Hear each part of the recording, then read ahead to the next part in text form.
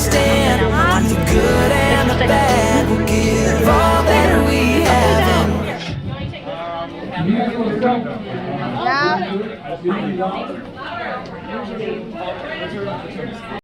We're pro-Second Amendment, we're pro-life, we're pro-Constitution. We all agree on those issues. So what I want to talk about is the other candidates that are running and what they're doing and what they're bringing to the table right now. So I'm going to bring a little story about how I grew up so you guys can really relate to who I am as a person. So a lot of you guys probably don't know this, but I was raised in the first time you saw my mom was a school bus driver, my dad was in the Army in the beginning stages of his career. So we had a lot of food, and we had a lot of love. We lived off the land. We hunted, we fished, and we burned wood for heat. But at that time growing up, what I really started to instill in my mind was a belief system about what it took to earn something. Because what my parents showed me is whatever you put your mind to, you can achieve. The harder you work, that's how you can get your piece of the American pie. That's what they call the American dream. And that's what they taught me. And I use those same kind of values and beliefs that they taught me all throughout my life. So I was fortunate enough to play at Western Michigan University. Go Broncos! There's no Central Michigan people in here. There's always one. There's always one in Florida. But no, I was fortunate to play at Western Michigan University. My fifth year there. I was fortunate enough to be the MVP and the team captain. And I got a shot at the Chicago Bears. I'm still a Lions fan though. Well, unfortunately, I was cut from the Bears after a couple months being there right before training camp. So literally, I was an NFL athlete one week. I was digging holes in construction the next week. Talking about getting kicked out and having little people on the pie, right? But you find a lot about yourself in that hole. The first thing you find yourself in a hole, what do you need to do? You need to quit digging. And then you need to crawl out of that hole. I didn't even realize the things that I was experiencing as a young man at the time, I would be applying to what we have done over the past year and a half with this movement. Because in 2020, on April 9th, and as those months went on, Michigan, holy cow, all of us in here, we really were in a hole. We still are. Right. And so that's why I've been trying to be this beacon of light and beacon of hope. Where I myself out of that hole, I put myself through chiropractic school, became a chiropractor, where my chiropractic clinic still is, down on South Park. Excuse me. Where'd you put my water out? Right down the street here. Now I was in practice there for, my goodness, 14 years. I even see some of my patients. All of my patients, raise your hand. Yes! Oh, there he is. Welcome. It's been a long time since I've seen you. So that's where we were. So 14 years, built a successful chiropractic company. I had 5 different clinics in 2 different states at one time. I had my piece of the American pie. I had my piece of the American dream. And life was good. Life was great. Provided for my family, saving money. And that all went to the wayside on April 9, 2020, didn't it? We all know the story. She took away our constitutional freedom, sacred values, and citizens' rights. And I was waiting for anybody else at that time. I was waiting for one of our elected officials. I was waiting for somebody in a position of authority or power to stand up for us. And all I heard was crickets. Crickets. Nobody was doing it. And so I decided to stand up for my own frustration. And so I went on there, you guys know I made that little hissy fit video, 5 minutes, for those of you that followed me ever since the beginning. This game is against excessive quarantine, had a little beard going on. I don't even remember what I said. You guys know the story. We'll never forget that. And we must never forget to teach our children and our grandchildren that. If anything, this past year and a half has taught us is that the power is always with us. No matter what they try to say and what they try to do, it always comes right from you guys. And so as we continue with this movement, and she brought the hammer down us again. I remember, I think it was a year ago in November. I'm going to tear a little government whip here. I'm going to get my punches in the right here. And a good one. But if you reflect back, last year at this time, or actually last November at this time, we were in COVID hell supposedly. And she said the hospital was going to get more money, so she canceled Thanksgiving and Christmas. Remember that? Then she canceled athletics, she canceled the kids' schools, and she put these poor people that own these restaurants down 25% capacity, right? And she said she was just being our nanny governor. She was trying to protect her. And then she went and flew down to the inauguration with the 2 kids. Do as I say, not as I do, right?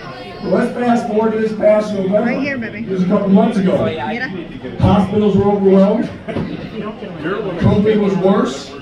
More people were dying. Did we hear anything from our government? It was crickets. Now, why do you think that? It's an election year. She's been following polling data and political science throughout this entire time. That is why I've been kicked off of Facebook 5 or 6 platforms now for speaking the truth and giving you the true science and data. Remember, you couldn't even say anything about a mask and you thrown in Facebook jail. If you talked about anything like vitamin C and vitamin D or the immune system, you get thrown in Facebook jail for advocating the spread of disease or sharing false information. So it's been the same the entire time. And that's what she has done. And she continues. She continues. That's why you do not need a candidate up on the debate stage with her, and you can't wait till I debate her. That could be a pay-per-view event. I wouldn't have to do any more fundraising from here on out to eternity if we just did that, because the whole country would be watching that. Because it's accountability time. Why do you think she's always attacking our campaign? It's always us. We are the biggest threat. Because they know. You're not going to get on stage with Governor Whitmer and say, I'm going to fix the damn roads better. You're not going to win that way, even though we all got whiplash driving here, so we all need to go. I know a good chiropractor if you need one. But that's why we need somebody who's real, who's genuine, who's going to stand for all of you. So when we announced that we were running for governor, I didn't know a lot about this area until you came into it. As my campaign consultant once said, and he's very false he goes, Garrett, we're not building a plane and taking off. We're taking off, we're building a plane in the air. I'm like, I never did that before. I like things done before I have a plane. That's not how this works. He's like, your mouth's going to get out of a fire hydrant. We're going to build this plane all the way up to the election. Okay, let's go. He was right. But that's what you do. When you announce that you're running for governor, you're basically putting yourself on notice with the people. And that notice is, how can you run a successful campaign? Because that campaign that you're building is actually an organization. How it was explained to me, you're building a $50 million company in a year and a half, and you bankrupted at the end when you win. That's how this works. So as a leader, you have to build an organization. You have to staff it. With hundreds of staff, you have to organize thousands of volunteers. And you have to be able to fundraise. And that's what we've been able to do. We haven't been even running for a year, folks, and we are dominating this thing right now. When I first announced, everybody laughed. He doesn't have a shot. Grassroots candidates can't fundraise. He's never been in politics. He has no experience. Oh, wow. I've been hearing that my entire life. Do you know when I went to high school, and I told my classmates that I was going to go play football at Division I football school, you know what was told me? You're too slow, you're too short, you're not big enough, you're the wrong color. Nobody in the history of my school ever earned a Division I scholarship anywhere, any sport. That was the belief system. See, I've been the underdog my entire life. And that's exactly where I like to be. Because it's not the size of the dog in the fight, it's the size of the fight inside the dog. It's not a pit bull. And I told you when I announced I was going to outwork every other candidate out there. And I was going to be out there all the time. And that's the only way we're going to win. That's the only way I know how to win, is to work. And that's why I will continue to work. I'm not the type of candidate who runs from the basement, who gets to go on Fox News every week and doesn't do anything else, doesn't come out and interact with the people, doesn't come out and answer tough questions. Because I have questions. I do. Because as a police officer, you take an oath. You defend and protect what? The Constitution of these United States. So you do not get a get out of jail free card with me, and when you tell me, and you tell us that you did it because you were following orders from the mayor. That doesn't work for me. Because you have to stand up when it's unpopular to do so, when it's right. And if those people would have did it from the beginning, I wouldn't be in front of you today. I would have supported them, but they didn't. And now they want to run because they know Governor Whitmer's what? She's vulnerable. If Governor Whitmer would have opened up last November and just got back, everything back at least halfway decent normal, she couldn't have been beat. There's no way it could have been, folks. Because so many people bought into this narrative. But where she went wrong is she started jacking with people's kids. You mess with people's kids, you mess with Mama Bear and Grandma Bear, don't you? And that's where she went wrong, and she knows it. And that's why she's following the political science and polling data better than she ever has before, and she will continue. If you look at her post, she goes on there, it's like she's painting this great little picture of how great Michigan's doing and everything else, and Nancy Governor's doing a great job. We must never, ever forget. We can't forget what she has done and what she continues to do. Fortunately for all of us, Governor Whitmer is literally the gift that keeps on giving. You mean take it? So let's talk about some of those gifts. And this is what's going to be so fun with the base state, but I'm just So I'm going to go all the way back to last year, and you guys all remember this, because I've already talked about this time and time again. When she lied and went through that before, right? The visitor supposedly sick dad, which they saw her dad in Lansing, and next week his Tesla driving around, so I guess he wasn't that sick. Which I have no problem. If you want to fly down and you want to see your loved ones that are dying or sick or diseased, I have no problem with that.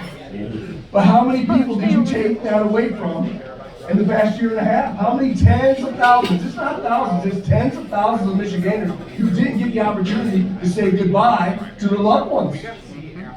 And the elderly in the nursing homes and the assisted living, they didn't have that opportunity. But it's okay for you to take a private jet down and then lie about it on a podcast. She never even admitted that. She never came out and apologized for that. That's an elitist mentality. Did you guys just see the nursing home data that came out 2 days ago? They underreported it by a third. But that news actually broke October of 2020. Stephen Crowder. I don't have any guns. All my guns got stolen and thrown in the river. What? And my little notes here. So I am all about transparency and truth. That is what I want from here on out from every elected official who I vote into office. That's what I demand. Just come out and tell it. And like, look, we all have skeletons in our closet in the past. We all have garbage and dumb things we've done in the past. That's fine. But what are you doing now? What are you doing further or in the future? That's what I'm most concerned with. That anybody that works my vote support. And so what we did, I thought this was genius, and I would like to not take my team is amazing. I have the best damn team in the land. And with my volunteers. So Governor Whitmer released a plan back in 2018 called the Sunshine Plan. Isn't that cute? Sunshine Plan. And in that Sunshine Plan, she wrote in a press release, Whitmer's plan calls for stricter rules, reporting, and enforcement for lobbying, reversing the Citizens United on Steroids legislation that allows unlimited campaign spending, ending partisan gerrymandering, and creating an independent redistricting commission, and passing personal. I didn't come up with that. My team did. I love it. Sounds like something I would say though. And we just released this. MLive immediately called us. They wanted to get an exclusive. And they wrote a really good article for once.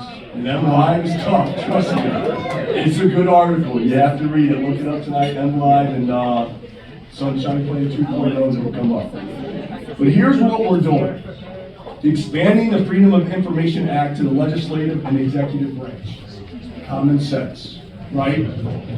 Guys, you understand that Michigan is the most corrupt politically in the country. We are #1 in corruption. And it's going to take somebody like me, just like President Trump, to go in there and claim the swamp. Trust me, I do not have a lot of friends in Lansing.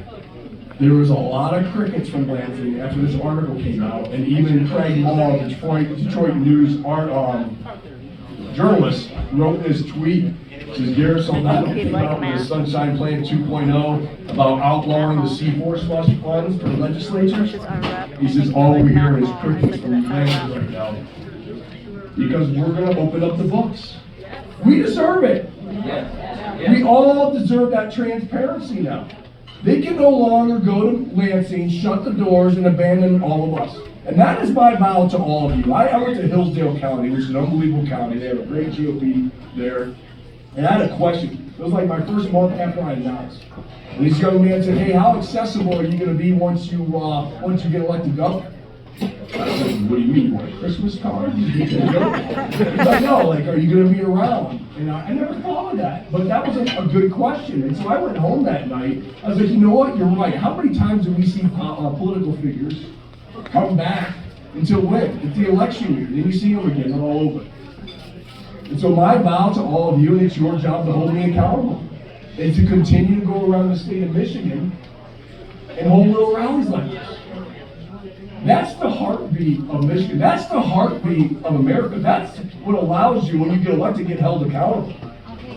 Is being in front of the people, and I think that's what's lost right now, is they go back to Lansing, they shut the doors, you don't see them for the next 4 years.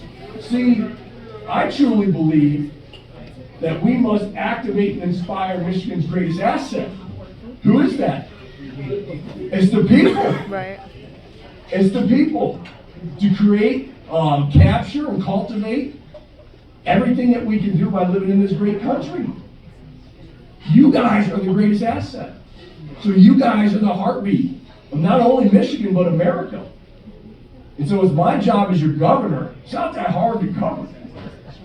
I just got to make sure that your rights, liberties, and freedoms stay intact. And do what's right. And be transparent. That's it. That's it. And every decision I will make, I will always be transparent on why I made that decision. I'm not the Governor DeSantis of Michigan. I'm the Garrett Soldano of Michigan.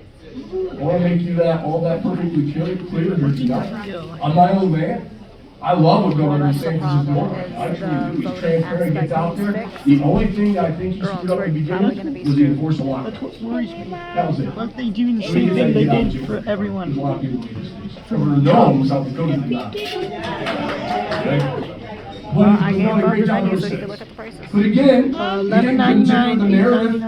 He finally realized he got $11.99. and then he's done everything right, that's fine. $9.99. But when you continue to push a narrative, Expensive. that's wrong.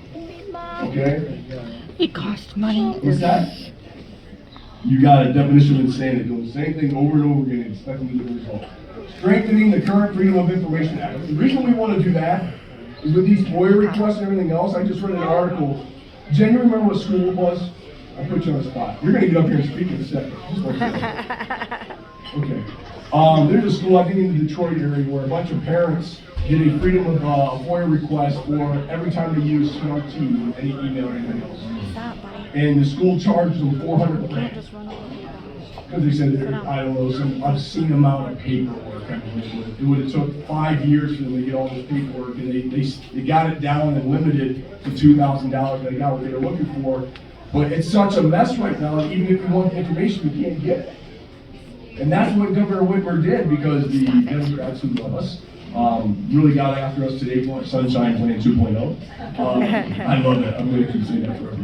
And they said how Governor Whitmer's been the most transparent governor.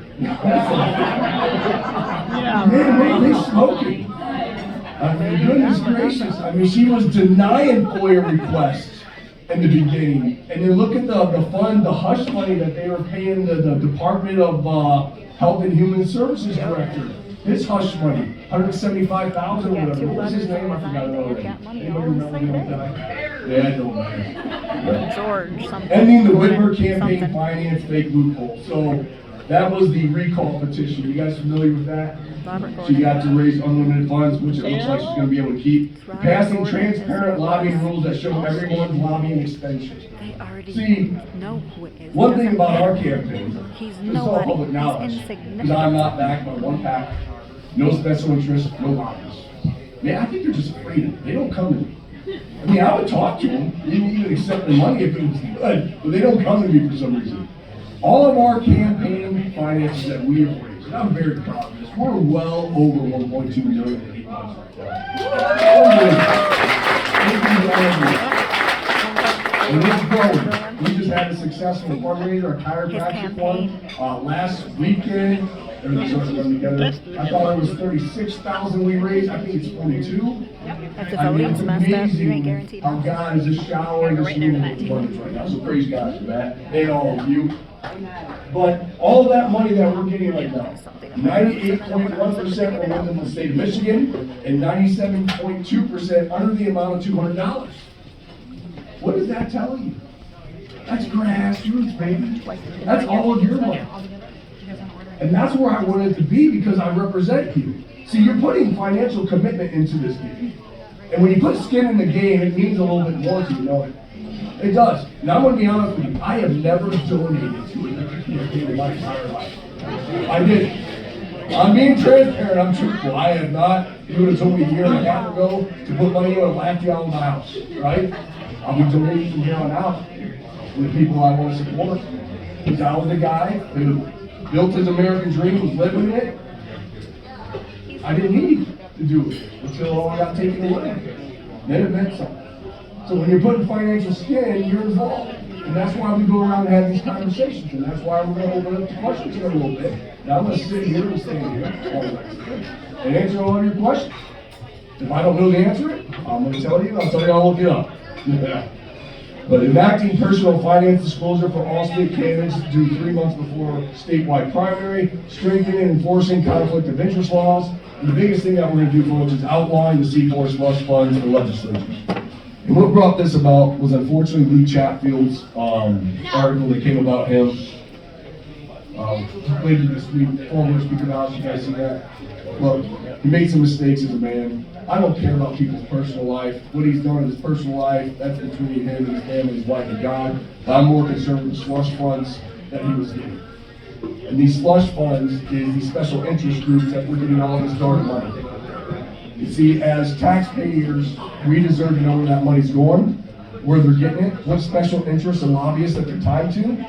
Are they influencing the decisions? And the biggest thing that we're going to do too, and I think this is why a lot of legislatures are mad at me, we're not going to allow the state legislators to make money off the bills that they pass 5 years after we're gone. You should not be in this business to make money. You should be in this business to serve the people. And so we're going to make sure that happens. And you know what? That's a bipartisan issue. That's a Democrat problem just as much as a Republican problem right now. So I am going to be interested when we do this. We're really going to see what legislatures are on what sides, on both sides of the aisle. I don't think I won't call them out. We're going to be releasing, what's it called? Meet the Soldanos. You guys been liking those? Yeah. So our last one I think is coming out on Sunday. That's what we're going to release. And it's a personal one. So we're going to give you a little sneak peek tonight on what Jen and I said because it is why we're running. Okay. Too busy to watch everything. Basically, everything that we've been through over the past, year and a half with all of you, what we've seen and we talked to, those are the things that Garrett comes up. throws huge bricks in our backpack of responsibility to continue to represent you. Because it's not the stuff you see on corporate media, it's the things in this room and we talk about, we talk to the good people in Michigan that throws gasoline on our fire to continue to get up every single day and take the arrows and the attacks and the garbage and all the other stuff that goes on with us. So I'm just going to give it to you. I just want to thank you all for your support this whole entire time. It really means so much to us, getting us through this. But we're just like you. I've heard all your stories from across the state, and I know what we're all going through and the struggles that everybody is having. And we're all ready for a change, but we are going to do this all together. We're going to win this fight, and we're going to get our state back. So thank you guys, and keep it up. I think she's doing together. But in that video, you're going to see a little bit more personal side of us. Is when you meet these people, and I'm talking to people who have had their businesses taken away, right? Their livelihood stripped. Moms and dads that you talk to that their kids committed suicide. the mental health crisis that this governor's put our Never kids told me through, that. and what she continues to do is going to have long-lasting scars. Long-lasting Think scars. about And it. I don't care how much COVID relief money they They're do up in eating school so. for these A lot of them children, are going you're not without gonna make food up. because the only food they had was while Especially they the were special at needs school. kids with the mask and everything else. Like, I can just go on. And that's why I've been standing up throughout this entire time, is for the ones that can't stand up for themselves. It's You're just, affected by wearing a it mask. is- You're we're- a special we're in trouble. needs kid. And we're gonna inherit a hot mess. We really are. And I'll look back on this day, and I'll tell my team, man, the easy part How was getting depressed were elected. you when all Right? this occurred? But then we gotta Let's fix get the state of one to Michigan. Gretchen. That's where we all come in. So the first thing we need to do is we need to make Michigan free again. We have to make sure this never ever happens again. To any of us, to our grandkids, to our children, it will never ever happen. If we do that, well, we already have to. We got rid of that 1945 law, right? Power of the people. The next thing we're gonna do is make sure no governor can weaponize the health department. All right? I do not believe in a 28 days of elections. And we made sure that people I in the health believe department governors actually have have health executive backgrounds. Power to set executive decisions, excuse me, when they need to say what's called life and death. None of them have health backgrounds, but they're the head of the health department. Situation, Flint water crisis, Ben Harbor water crisis now, Midland flood, fire. You have to make an executive decision to save life and limb. That should take no more than 3 days. After those 3 days are up, as soon as the legislature can convene, then you work together. That's why the new legislative and executive judicial branch. It's common sense. Nobody should have 28 days and then extend it to 28 days and all the garbage that we're going through right now. Because what business in America would come back to the state of Michigan right now with the threat of being locked down? I mean, I'm a business owner. How many people in this room are business owners? I mean, holy cow, do we even really truly own our business when the government can come in and just lock us down? Yeah, It's because they never scary. did me. And so we must make Michigan free again, to inspire people to understand that they come back. And that's gonna start to inspire businesses to come back. But we can't get businesses to come back until we start investing into our energy infrastructure. Solar and wind is not energy dense enough to do it. It is not. And I'm getting crucified right now on social media for saying that, right? But I don't care because I'm gonna do what's right. I'm all about new technology that makes sense.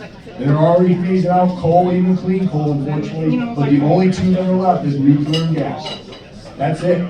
And you can't tell me when you plug in our fleet of automobiles by 2030, 2050, whether it be what, 300 million cars, you're gonna power that with solar and wind? I don't want an electric car. Especially when we have lake effect on the west side of Michigan, and it's cloudy 5 months out of the year. There's no sun, what's sun? So we're gonna bring some common sense. Look, we have a great opportunity for gas in the state of Michigan. What she's doing with Line 5 right now is garbage. Line 5 should be open, and we are going to make Michigan energy dependent, right? Or energy independent. It already is. This Friday, wrong week. That's what we're gonna do. Because the number one reason why we lost those 11,000 jobs in Kentucky and Tennessee was because energy's too expensive. And we're all gonna feel in our pocketbooks this year and many years later. So we gotta get after that. The next thing we gotta do is we have to take care of the school systems, don't we? Yeah. The school systems. Look, it's not the teachers, folks. Everybody's blaming the teachers right now. Some of the teachers are. There are so many great teachers out there that